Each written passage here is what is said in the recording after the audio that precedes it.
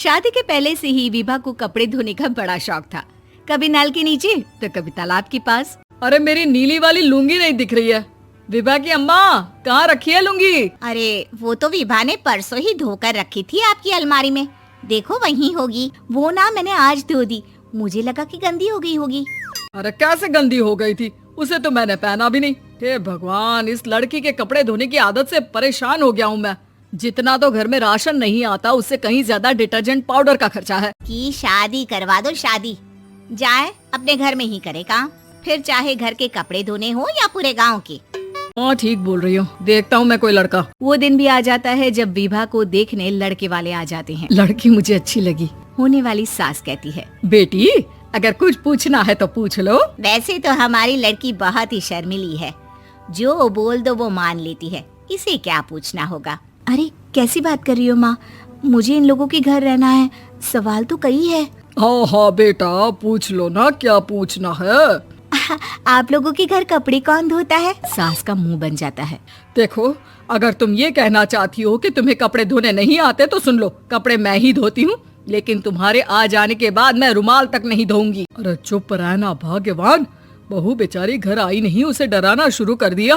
वो क्या है ना बिटिया, अभी तक तो ये कल्लू की माँ ही धोती थी, लेकिन अब तुम्हारे पापा तो दहेज में वॉशिंग मशीन देंगे ही। अभी विभा की माँ बोल पड़ती है, सवाल भी पूछा तो क्या। वैसे भाई साहब, मशीन की तो फिर भी कपड़े धोने की कैपेसिटी होती है। मतलब जो बिटिया दे रहे हैं ना विभा, इसे कपड़े धोने का बहुत शौक है। ये आप लोगों के क्या, आस पड़ोस गांव मोहल्ले सबके कपड़े धो दे और उफ तक ना करे। बाहर देखा नहीं आपने कितने कपड़े सूख रहे हैं? सब हमारी बिटिया ने ही तो धोए हैं। बस भी करो ना माँ, शर्म आ रही इतनी तारीफ सुनकर। और तो और एक दाग निकाल कर दिखाओ तो मान जाओ। हाँ अच्छा अच्छा, माफ करना बेटा, मैंने गलत समझा। हमें तो रिश्ता बहुत पसंद है। और ऐसे जुड़ जाता है रिश्ता कपड़े धोने का शौक रखने वाली विभा का। उसकी शादी हो जाती है कोयला फैक्ट्री में काम करने वाले कल्लू के साथ। शादी के बाद अचानक विभा चिल्लाती हुई सास के पास आती है। सासू माँ, अरे सासू माँ कहाँ है आप? ये तो धोखा है, धोखा दिया आप लोगों ने मुझे।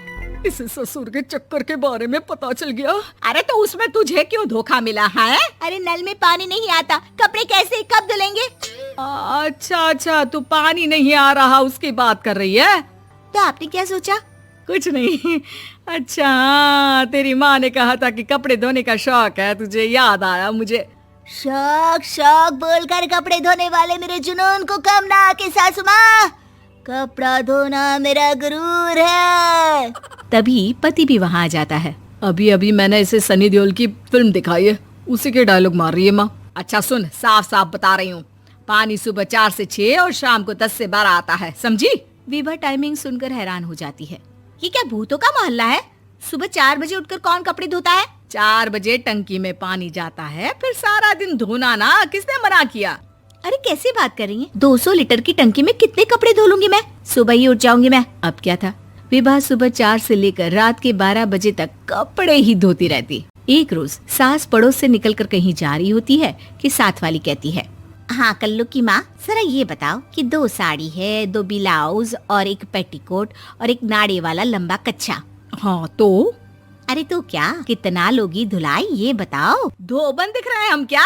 हमारे पति सरकारी नौकरी से अभी अभी रिटायर हुए हैं और बेटा सुपरवाइजर है कोयला फैक्ट्री में। धोबन समझ रखा है हमें?